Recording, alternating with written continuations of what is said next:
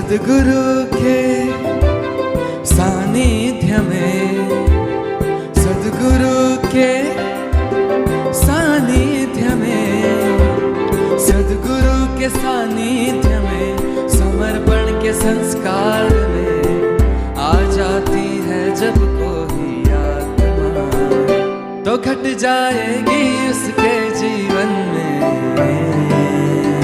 अनुभूतियाँ, अनुभूतियाँ, अनुभूतियाँ, अनुभूतियाँ।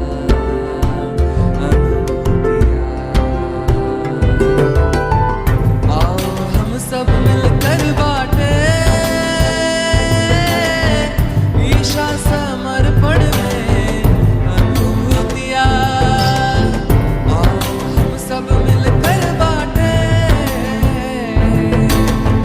ईशा समर्पण में अनुभूतियाँ।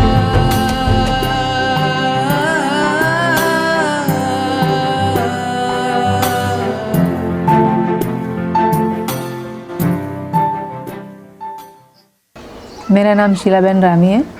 मैं अहमदाबाद में रचना सेंटर से हूँ, जोन 2 से। और मेरी अनुभूति ये है कि मैं 2007 में जब अहमदाबाद में शिविर हुई थी तब से ज्वाइन हुई थी। फिर थोड़े टाइम बाद में, साल भर बाद में मेरा वापस छूट गया। सेंटर बहुत दूर था और व्हीकल आता नहीं था, तो शाम का 8 बजे का टाइम सोचते थे कैसे जाएं। तो फिर मेरा 3-4 साल जैसा वापस छूट गया। 2012 से मैं ज्वाइन हो गई वापस। फिर 2013 में शिरडी महाशिविर में मैं गई थी। शिरडी महाशिविर के बाद में तुरंत बाद में बॉम्बे में एक रिलेटिव्स के यहाँ शादी थी। 2 दिन हमने शादी अटेंड करके फिर हमारे पियर से सब लोग 15-20 लोग 3 धाम की यात्रा पर जा रहे थे। और उस समय बद्रीनाथ केदारनाथ हमारे यात्रा में नहीं था, तो अच्छा हुआ, क्योंकि उस समय वहाँ पर प्रॉब्लम हुआ था कि वहाँ सब कुछ बहुत गिर गया था, नुकसान हुआ। तो हम लोग गए, तो बॉम्बे से मैं उनके साथ ज्वाइन हो गई। बॉम्बे से जाने के बाद में भीमाशंकर गए। भीमाशंकर के बाद हम लोग आगे गए थे, पर वो नदी तो मुझे याद नहीं है, लेकिन सब साथ में थे। तो मैं उस घाट को छोड़ के कि भाई सब लोग साथ में हैं, तो मैं थोड़ा दूसरे घाट पे चली गई नहाने के लिए। तो जैसे ही मैं सीढ़ी में उतर रही थी, 1-2 पैर रखा तो मेरा पैर स्लिप हो गया और मैं एकदम बिल्कुल नदी के बीच में आ गई। तो मुझे तो ऐसा लगा कि आज मेरा जीवन ही पूरा समाप्त हो गया है। फिर जब भी मैंने यात्रा शुरू करी थी, तो मैं गुरुदेव को हमेशा याद करती थी और ऐसा लगता था कि गुरुदेव का सूक्ष्म शरीर है जो बादलों में मेरे साथ सब जगह चल रहा है।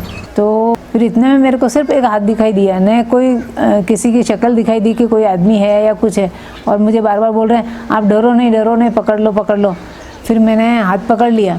अब हाथ पकड़ने के बाद में मुझे और कुछ भी नहीं दिखाई दिया। अब मैं नदी में से कैसे बाहर आई, स्टेप चढ़ के, और फिर वहाँ ऊपर आ गई। ऊपर आने के बाद में मैंने 1 सेकंड जब नीचे देखा कि हाँ मैं नदी से एकदम बाहर, मतलब सेफ़ हूँ यहाँ। तो 2 मिनट मेरे को एकदम ध्यान हुआ कि मेरे को कौन निकाल के लाया नदी में से। तो मैं देखूँ सही, मैंने चारों तरफ देखा पर मुझे कोई भी व्यक्ति जाता हुआ नहीं दिखाई दिया। तो तुरंत मुझे गुरुदेव याद आए कि मुझे गुरुदेव ने बचाया है, गुरुदेव ने मुझे नया जन्म दिया है। गुरुदेव का बहुत बहुत आभार। 2007 में अहमदाबाद में जब महाशिविर हुई थी वाइड एंगल में, उसके बाद 45 दिन का अनुष्ठान मेरे घर पे हुआ था। तो संचालक तो कोई दूसरे बहन थे और अनुष्ठान मेरे यहाँ होता था। तो उस समय मैं रोज़ यही प्रार्थना करती थी कि ना मुझे सुबह जल्दी 3:30-4 बजे उठ के और ध्यान करना है। तो ऑटोमेटिक मुझे ऐसा लगता था कि कोई शक्ति आपको उठा रही है, और उठ के मैं तैयार होकर नहा धो के और ध्यान करने बैठ जाती थी। और उस समय इतना अच्छा लगता था, पूरे दिन मुझे शरीर एकदम हल्का फुल्का, और ऐसा लगता था कि जैसे मेरे शरीर में तेज़ी आ गई है काम करने में, रोन में, सब में। लेकिन वो जो मुझे अनुभूति हुई, उसके बाद में मुझे ऐसी अनुभूति कभी वापस दोबारा नहीं हुई। जैसे मेरा पियर राजस्थान में है, अजमेर के पास ब्यावर में। तो मैं मन ही मन गुरुदेव को प्रार्थना करती थी, गुरुदेव राजस्थान में हमारी स्त्रियों की मतलब क्या कहना चाहिए, हालत अच्छी नहीं है, उनकी स्थिति अच्छी नहीं है। राजस्थान में लेडीज़ को ज़्यादा दबा के रखा जाता है या उनके साथ इतना अच्छा व्यवहार नहीं होता है। तो वहाँ राजस्थान में एक बार शिविर हो जाए अच्छा, तो ताकि वहाँ की लेडीज़ भी आगे आ सके, आगे बढ़ सके, ऐसी मन में मेरी इच्छा होती थी। और साल भर बाद में वहाँ अजमेर में शिविर हो गई।